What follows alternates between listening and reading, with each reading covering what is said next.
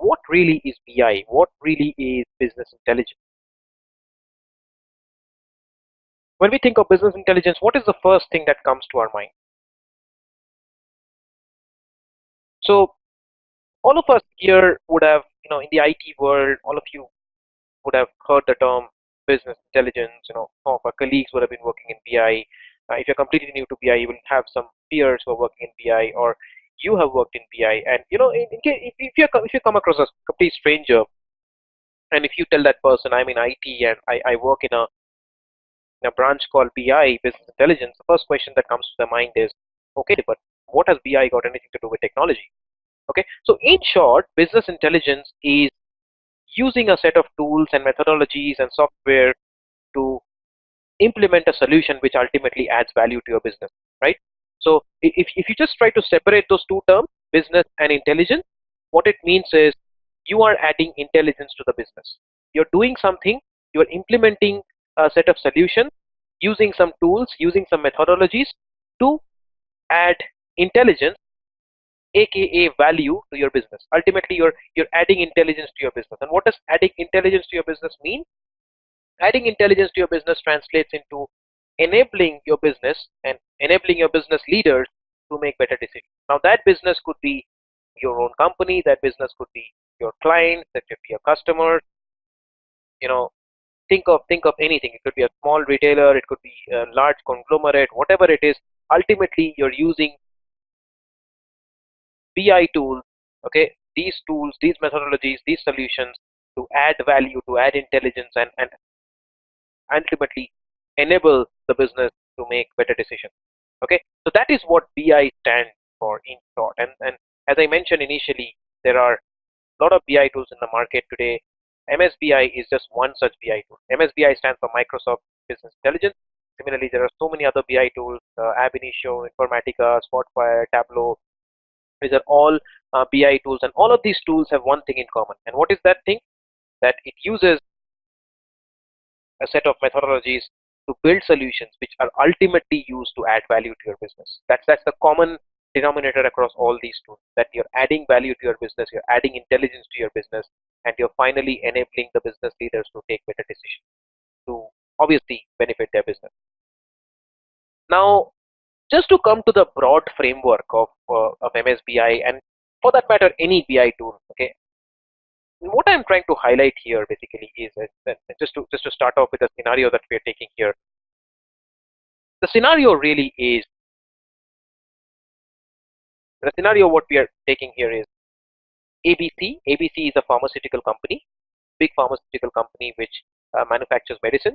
And what ABC does is it has retail outlets spread out across the globe. Like, it has a lot of different retail outlets spread out across the globe, and so the medicines that it manufactures basically are marketed in retail outlets across the globe. That is what it basically means. Okay. Now, 1, 2, 3, 4, 5, 6 is all the 7 boxes represent retail outlets. So I just kept 7 outlets, 7 boxes here as an example. Okay. And what I'm highlighting here is each of these boxes, okay, each of the retail outlets will have its own system to keep a track of its sales, right? These are all retail outlets. These are all outlets which sell company ABC's medicine. So obviously, you will have retail outlet 1, which is a very small retailer. It's just like, it's a very small shop, it's a neighborhood shop, and maybe all that they have is a small computer where they use an Excel sheet to track their sales, like daily sales. They will have the date column. What is the product that they sold? What is the medicine name that they sold? And how much money did they make in total from it? Okay. So that's company 1. That's retail outlet 1, which is storing its data in what we call an Excel file. Okay. Yeah, company 2 is probably a little more advanced in this whole approach, and it has a full-fledged SQL Server solution set up. Okay. Let's say it's a retail outlet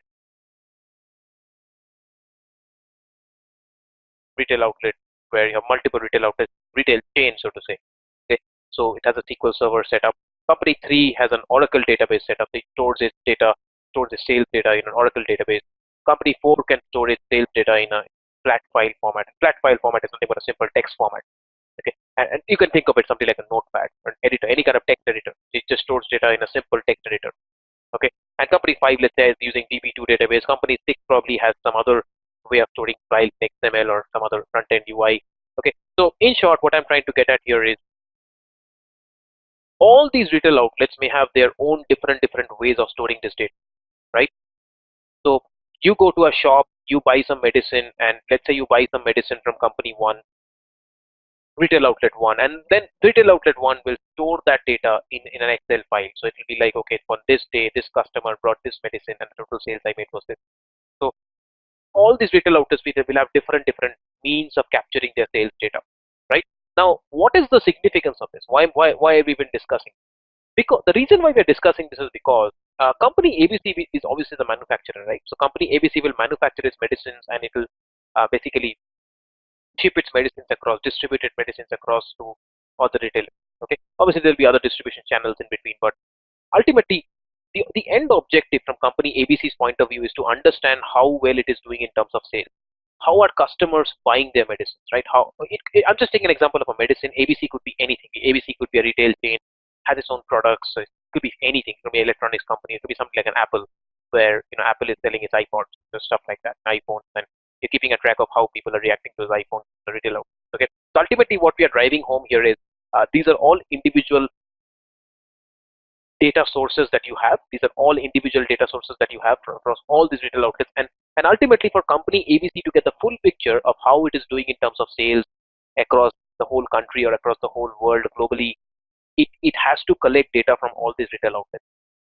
Okay, it needs to collect data from company one, company two, company three, four, five, six, across all these retail outlets, and finally get a big picture overview of where it stands in terms of total.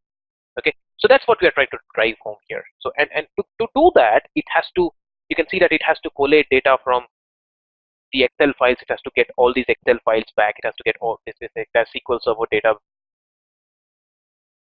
migrated back, Oracle data to be migrated back, flat file data to be sent back, DB2 data to be sent. Obviously, it won't be like physically people will go and ship data back, but then there's going to be like separate setups available through which it has to consolidate that data. So in short, the word that we're using is consolidation. Integration is the word that we're using. So you have data available in different formats, and for you to make any sense of this data, and for you to basically integrate this data, you have to bring it in one common format, right? You cannot do analysis from the company ABC's point of view.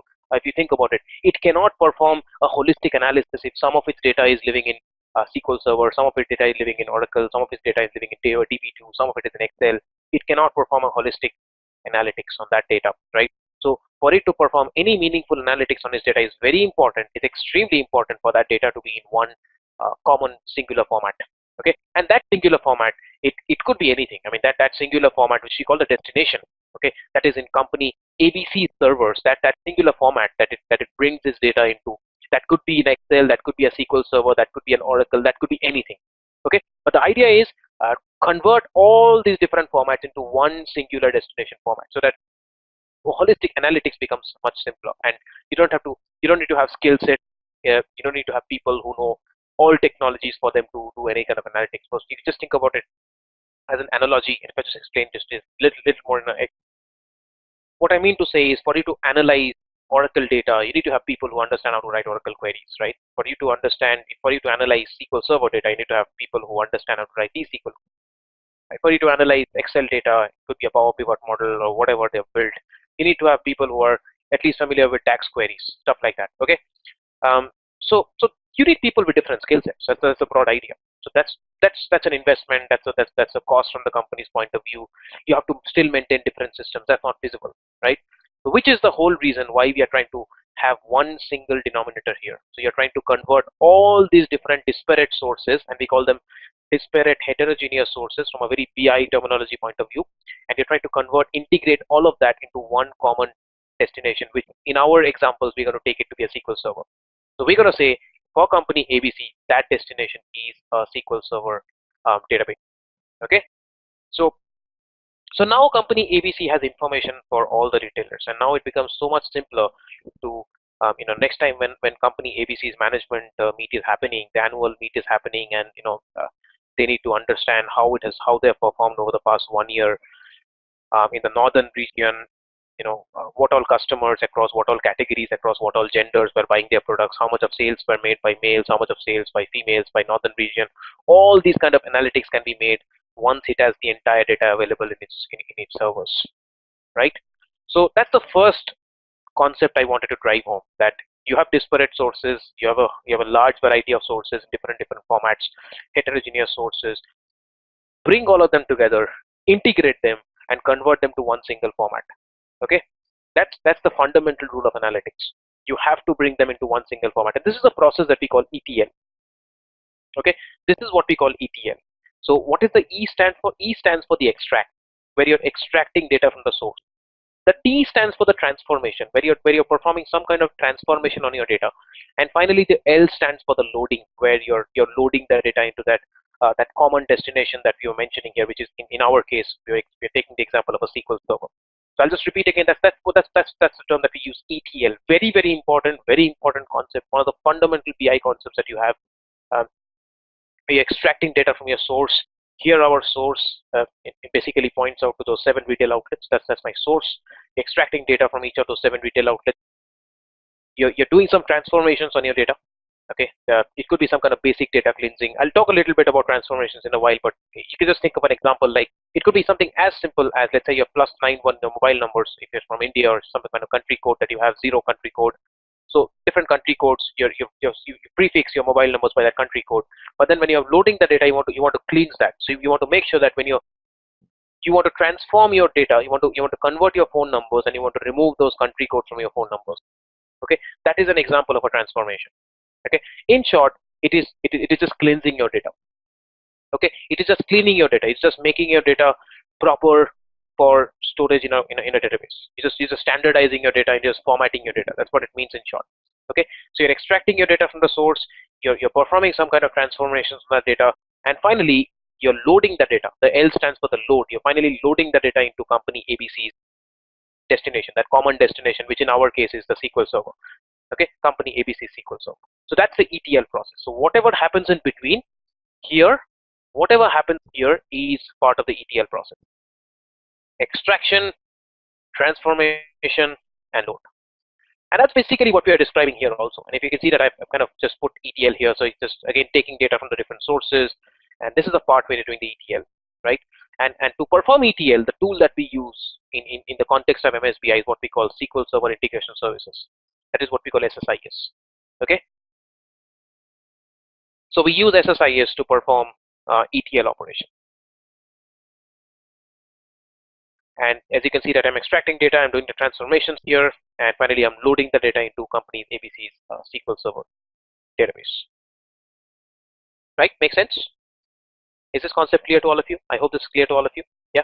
Now, one thing you have to understand here is the fact that this SSIS is the tool that you use. How do you do ETL? The first question that might come to your mind is, how do I perform ETL? The way you perform ETL is using SSIS. And similar to SSIS, there are other ETL tools also. Okay, as I mentioned, ab initio, Informatica. So this can be any tool. Ultimately, it's a tool that you're using to perform this operation, right? Yeah. The concept is ETL. ETL is what you're doing, but how do you do that ETL? How do you perform that ETL? How do you do those mappings? How do you do that data transformation? How do you extract and convert to SQL Server destination? You use SSIS, SQL Server Integration Services, for that. Okay. Now, the next phase of the puzzle really is what happens after you have loaded that data into the destination. Okay, what happens after you have loaded the data into company ABC SQL Server database? So up to this point, we are clear, right? Up to this point, we are clear that, okay, so now ABC has all its data in its own SQL servers. Now the analytics becomes so much simpler, right? Because now any kind of question that company ABC might have about its sales over the last 1 year across different regions, across different gender categories, different product categories, brackets, income brackets, all that information is now with company ABC. Okay, and it becomes so much easier to perform that analytics, right? So next time when the management, so please understand, but still the data is still residing in SQL Server, right? If you think about it from company ABC's point of view, all its data is now living in a SQL Server. So next time a company ABC's management wants to ask the question, okay, what was the trend of my sales over the past 5 years? So that data is in a SQL Server, but what do you do? I mean, you're in a management meeting, and what do you do? Do you open up the database and you query the database? Will you do that? Will you write a SQL query there? Obviously no, right? Obviously no, you will not write a SQL query. So what you have to do in that case is you need to have a reporting solution built, right? You need to have a reporting solution built which will automatically generate reports on the fly for you. Okay, and how do you build a reporting solution? And this is where we introduce the concept of SSRS, SQL Server Reporting Services. Okay, so SQL Server Reporting Services is the reporting engine through which you generate reports in MSBI. I would also, I would not really call dashboards. So people do use certain dashboards, but let's just say reports and dashboards in MSBI. All right. So that is what we call SQL Server Reporting Service. Because although you have performed the ETL, although you have you've been able to store your data in the data warehouse, but then it's not really in the in the best of formats, right? It's not really in the best of formats for you to represent the data to top management. So you don't tell your managers that, okay, you know what, the data is in a SQL Server database, so if you want some information, go back and write a query. So we won't say that. So for us to represent the data effectively, you have got to develop reports on top of the data, so that next time when someone you in for a meeting or anything like that, you can simply open up that report and you can just visualize that data. Okay, so similar to SSRS, there are a lot of other reporting tools available. Just give an example of SSRS. It's the same whether I say for ETL, you can use SSIS, Informatica, Ab Initio, okay, Data Stage. There's so many ETL tools out there in the market. And similarly, for reporting solutions, SSRS, SQL Server Reporting Services, is from the MSBI suite. Similarly, you have Excel. Excel is also a very, very powerful reporting tool. And just in case you guys are curious, how can Excel be used to perform reporting? And let me show you a few quick examples how you can use Excel to perform some very neat reporting. And again, just as an example, I wanted to show you the same example you can use using Tableau, Power BI, any of the other reporting tools, and all these are used from the reporting standpoint. So fundamentally, again, it is reporting, but you can use any number of tools to perform that reporting. And just to come back to the example of Excel, just to show you how you can perform reporting using Excel, just go to the data tab, and what I want to show you is you can actually connect Excel to, you can very easily connect Excel to a SQL Server database.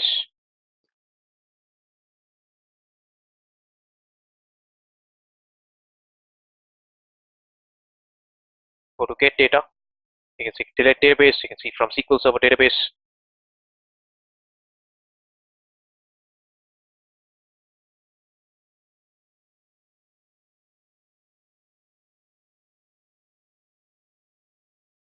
And Excel, by the way, is a very, very powerful overall BI solution also. So most people are not really aware of the full capabilities of Excel. Probably it's a different course altogether. We won't be talking too much about it, but then you can see a wide range of sources from which Excel can import its data. So now with Power BI coming in, just to slightly digress from our discussion on MSBI, with the advent of Power BI, there's just it's a very, very different world out there. And SSRS is more from a traditional BI perspective. One of the things I like to say is MSBI is still a very traditional form of BI, but with the advent of tools like Power BI and Tableau, the BI world, it really has advanced to a different level. So nowadays, using these tools, you can even Excel for that matter, you can actually use Excel to connect to social media data.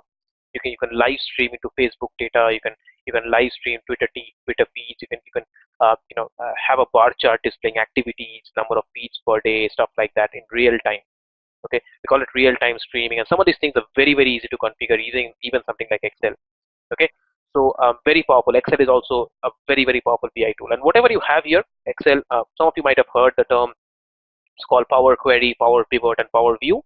These were the three main components of Excel, and even before Power BI came in, and Power BI basically in today's world is a phenomenon, right? Power BI is also a Microsoft product. Okay, it is also a BI tool. It is primarily a data visualization tool. So just the fact that you have a large variety of sources available and you have that data into one common destination.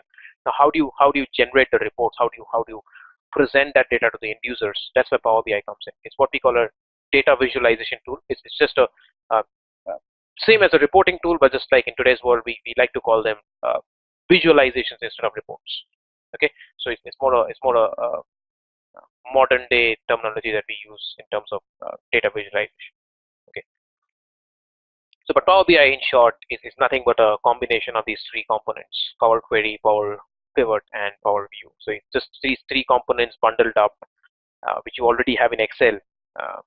you already had in Excel from 2010 itself. From Excel 2010 version itself, you had all these components. 2010, of course, you had Power Pivot, but then 2013, you had Power Query integrated, get and transform data, and all these things available. So you can actually, it's the same components bundled up and marketed as Power BI, which is quite a phenomenon today. So what I'm in short trying to touch base upon is Excel is also quite a powerful BI tool, and all that we are discussing about ETL. Okay, we are talking about ETL, right? So this is the phase where we are discussing about ETL. Yep. So what I'm trying to drive home is that Excel can also be used to perform basic ETL. You can use Excel to perform basic ETL operations also. Obviously, we all understand Excel can be used to generate reports, but you can also use Excel to perform ETL operations. So how do you do that? So that's where the get and transform data comes in. You can actually extract data from here. You can perform transformations. You can perform complex transformations. You can Power Pivot. You can do a lot of cool stuff using Power Pivots. You can generate relationships and all that kind of stuff. Cool stuff using Excel. All right. So coming back to our example, you can connect to the server. You can actually select your database. It's very easy to connect to a SQL Server database using Excel.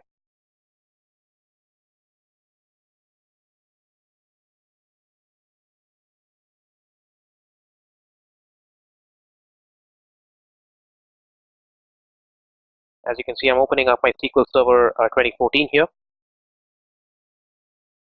Database engine, obviously the server type comes up, connecting my database engine. My server name is dot. Dot stands for local host. That's my local system. Okay. Instead of dot, you can also use local host.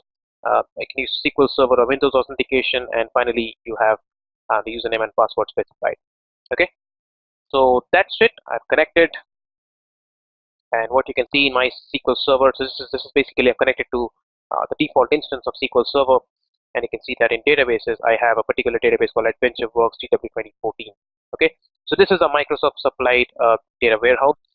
Okay, we haven't talked about data warehouse yet, so don't get confused about what is a data warehouse right now. So just think of it as a database. You can see that it's still listed out in the databases section. Okay, you can still see it is nothing but a database. You have a set of tables, and each table is nothing but a collection of rows and columns. Right, so that's what a database is. Tables, schemas, views, primary keys, foreign keys, and all that you understand from an RDBMS point of view. That's all that a data warehouse is. Few differences in terms of modeling. In fact, a lot of differences, but I just wanted to keep things simple and not confuse you any further, which is a data warehouse is nothing but a kind of a database. So data warehouse is a database, but then all databases are not data warehouses. So in short, again, just to repeat what I'm saying, a data warehouse is a kind of a database, but all databases may not be data warehouses. So that's why you can see data warehouse also is listed under database. Just to share the link with you again, how you can get this thing installed, how you can get the DW2014 in your system. So you can go to the Codeplex link. Microsoft has a Codeplex link available. I'm going to quickly go ahead and share this with all of you. And obviously this is not the only data warehouse you have. You have a few others to practice on. You have something called Importers DB, which Microsoft recently released. You also have Northwind. Northwind is also a very popular database and data warehouse. You can use that as well.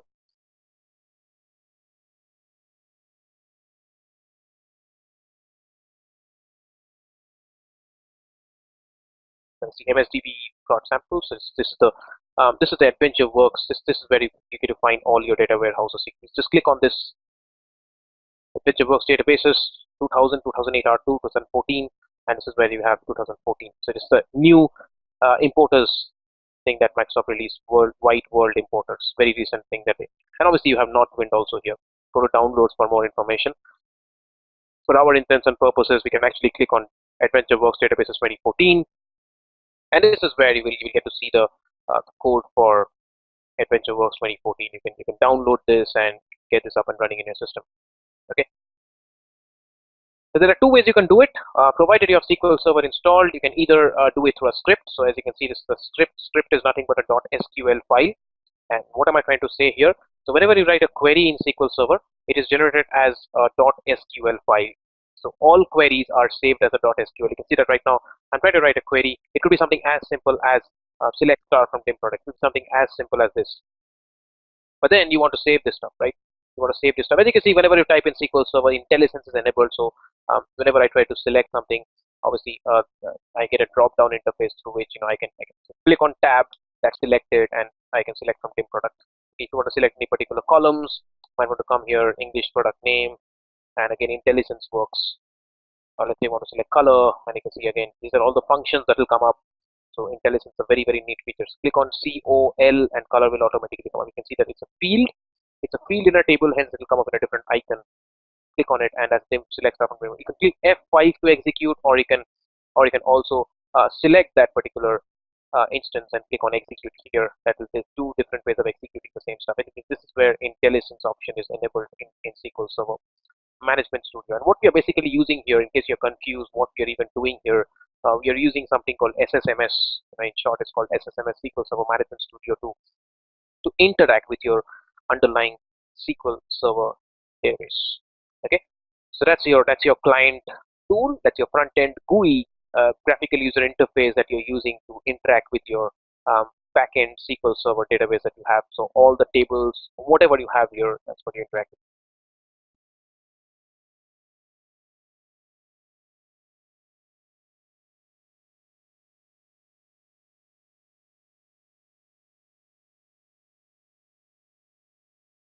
Just to quickly walk you through this, ultimately what you have in SQL Server in this database is, if you look at it, go to properties.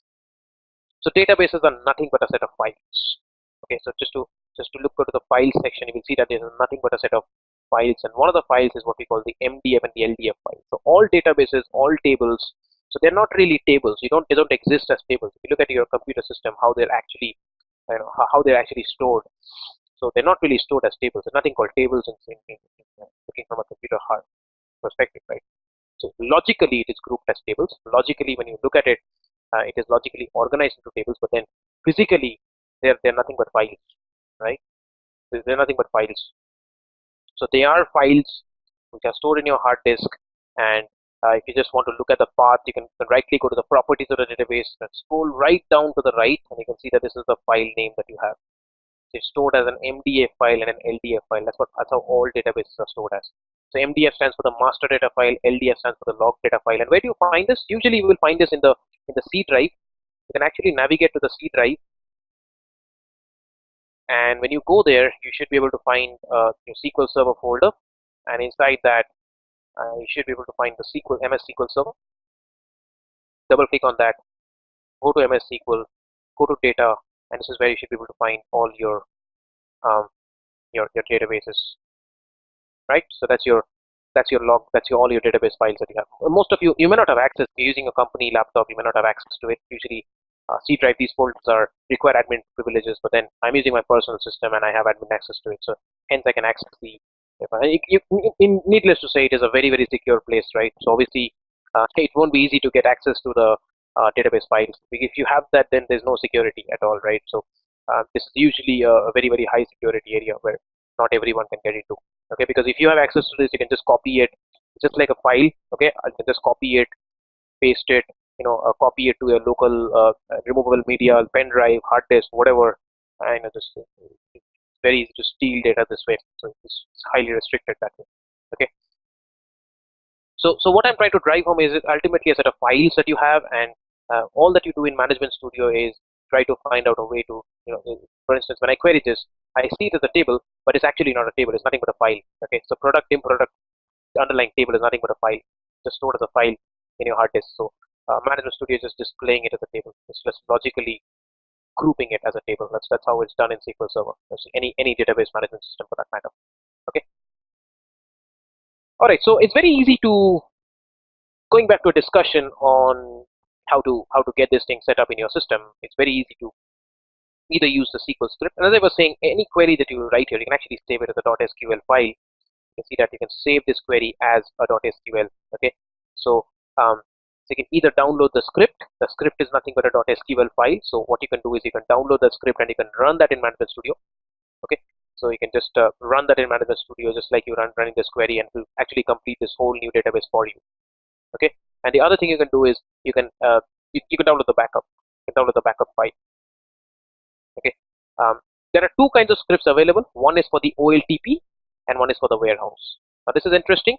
So this is the case for all AdventureWorks, for instance, in Northwind, or even Wide World Importers, whichever three examples choose to install. Obviously, for our examples, we'll be using AdventureWorks, but whichever example you choose to install, they're available in two variants. One is obviously the OLTP version, and the other is the data warehouse, the OLAP version. Okay, the OLTP version is the typical database that we understand. Okay, the typical relational database, normalized tables. That's what we understand. But for our intents and purposes, we will be using the data warehouse version, the OLAP version.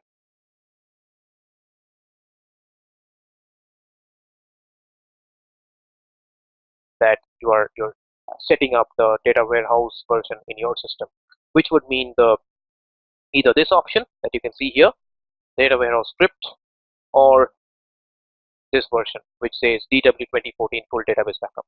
The script will have the .sql file which you can directly run in Management Studio, and the data warehouse backup will basically download what we call a backup file, which is a .bak file.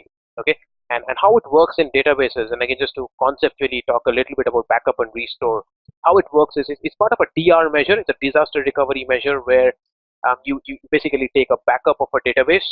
Okay, and taking a backup of a database is nothing but saving your database files and copying them back on a different machine. So that's simply what it means. Okay, if you want to move your database from one server to another server, one location to another location, as part of any other disaster recovery measures, you can simply copy the files and paste them back, restore them back in another location or another server, another SQL server, right?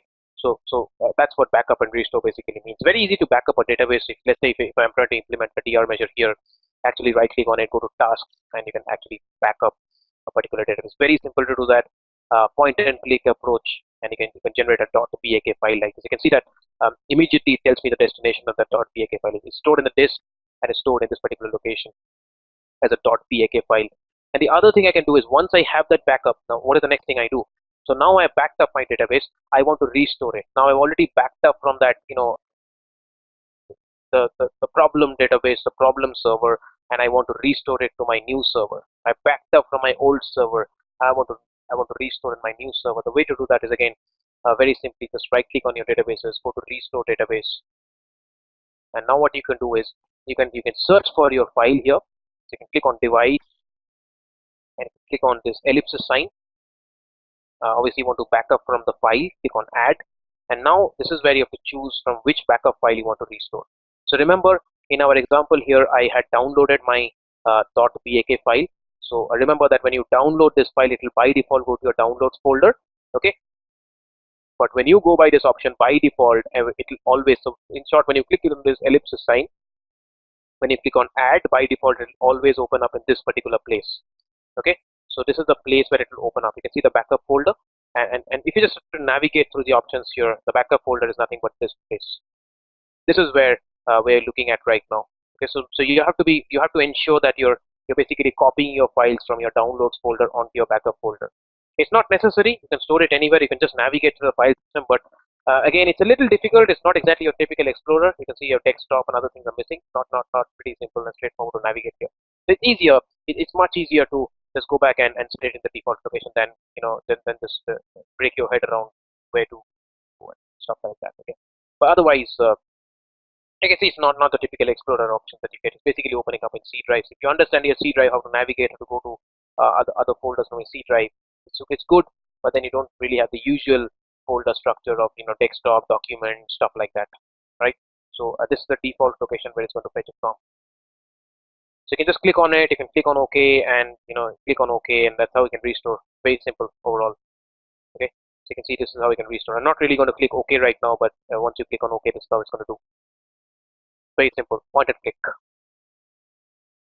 All right, so I hope that clarifies. How I'm setting up AdventureWorks DW, right?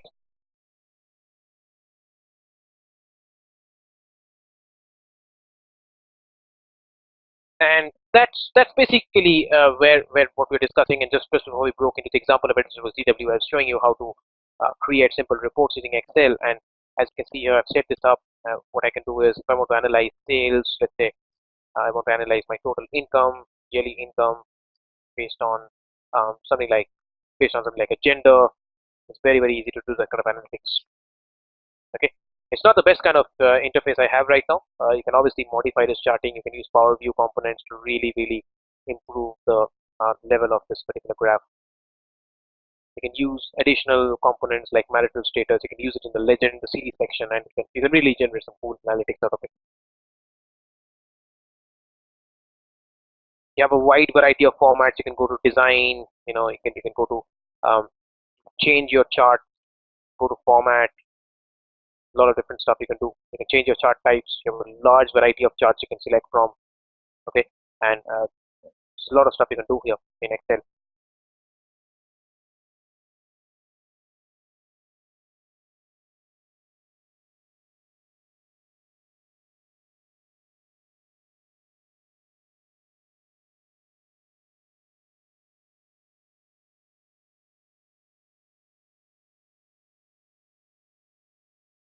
All right, so moving on and just coming back to our diagram here.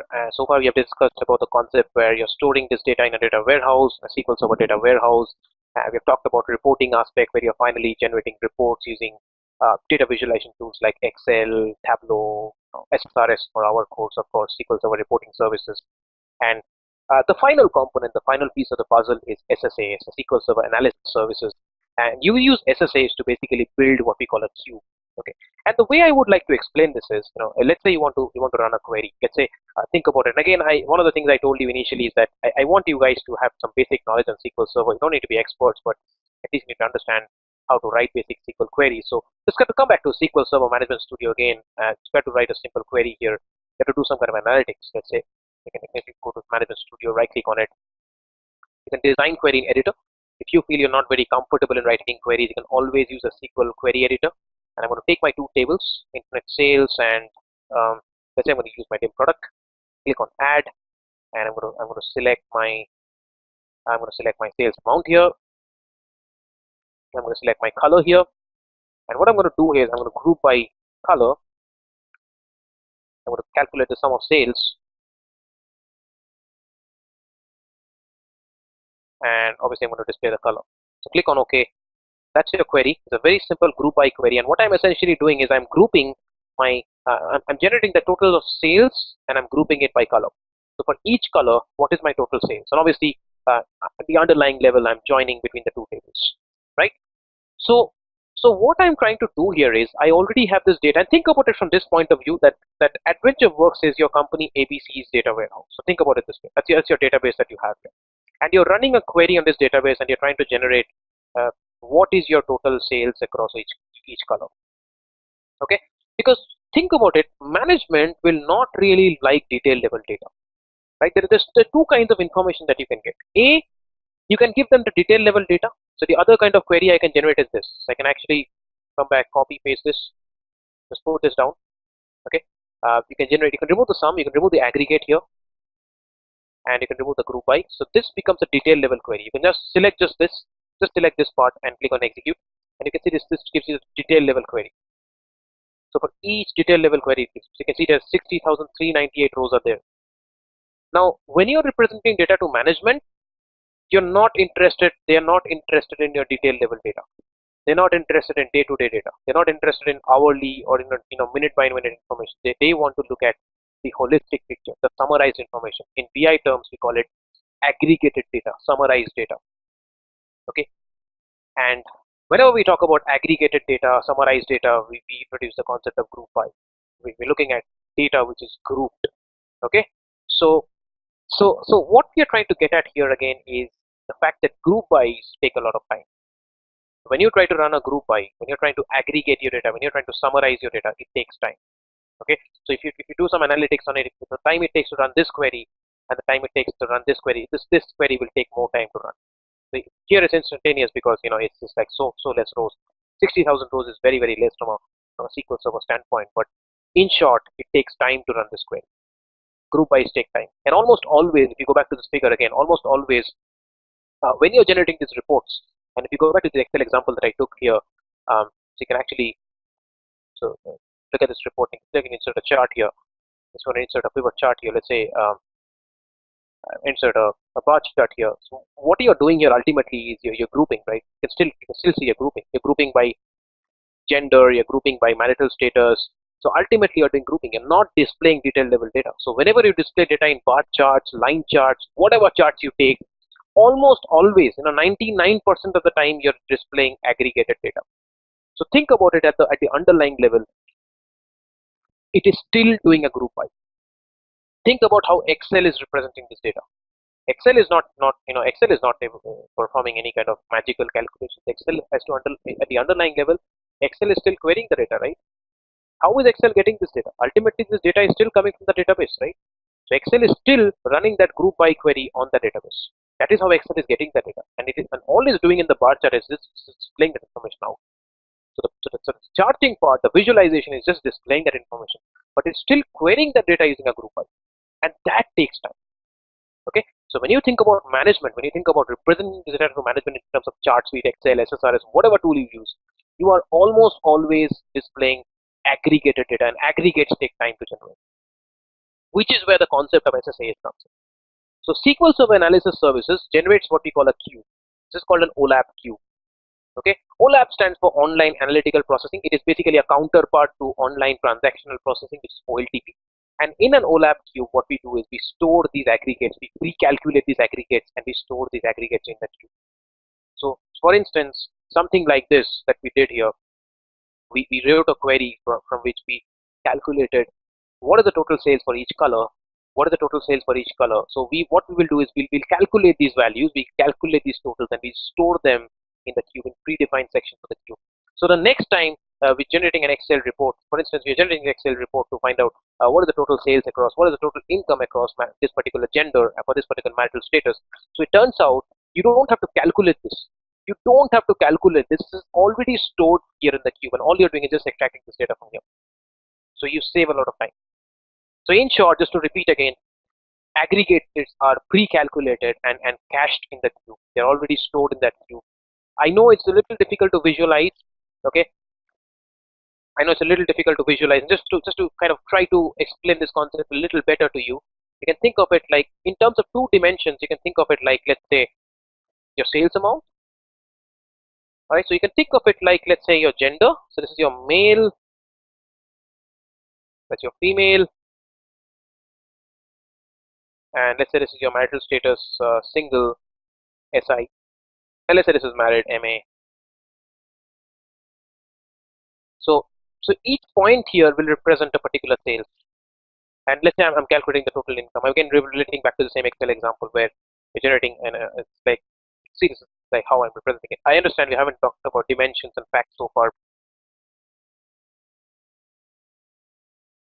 Facts, dimensions, data warehouse income. Just to give you a broad overview right now, what we are basically doing here is, again, this point here represents total income for males who are single. This point represents total income for males who are married. This point represents total income for females who are single, and this point represents total income for females who are married. And please understand, the underlying data here is total income, and that could be anything else. It could be sales amount, it could be literally anything else. So this is 2 dimensions. The moment we take 3 dimensions, that's where we have the cube, and you can just visualize it. You can actually have n number of dimensions. So cube is basically the only representation we can make, but essentially you have multiple dimensions. You can more than 2 dimensions. The moment you have more than 2 dimensions, it could be 3, it could be 4, 5, 6, 7, any number of dimensions. We represent it using a cube. So this axis is the x-axis. This could be something like your, as I was saying, it could be a gender, male, female. This could be your y-axis. So this is like your single, married. And finally, you also have the z-axis, which could represent something like your product category. And you're representing these values in space. So somewhere here, you have the x, y, and z coordinates as the value. Somewhere here, for this particular x, y, and z coordinate, you have the value here. So essentially, you're pre-calculating these values for these coordinates, and you're storing these values in the cube. So next time when someone wants the aggregated value for this combination, they will simply query it from the cube instead of calculating it on the fly using this very, very complex and very, very expensive SQL query, which takes a lot of time to execute. Okay, so that's the basic and the broad concept of using a cube. And once you have a cube, again, you can connect to a cube using reports, right? So the same way that you can directly connect to a database using reporting services and Excel and other reporting tools, the same way when you have a cube available, you can directly connect to a cube using Excel, SSRS, and other reporting tools. Okay, It's the same concept that you have here as well. All right. And finally, all this information goes to the end users. So the real thing is, so SSAS is a very optional component. As you can see, the reports can be generated using the database as well. But then the cube is the optional component. From a very performance standpoint, if you want better performance, want your reports to load faster, we usually implement a cube solution on top of the MSBI ETL and reporting solution we're already building. All right. I'm sure you enjoyed learning from this video. Please like the video, and if you have any doubts regarding this video, please comment us in the comment section, and don't forget to subscribe to our channel for more such informative videos. Do look out for other related videos in our playlist. For more information, visit our website now. Keep learning with Intellipaat.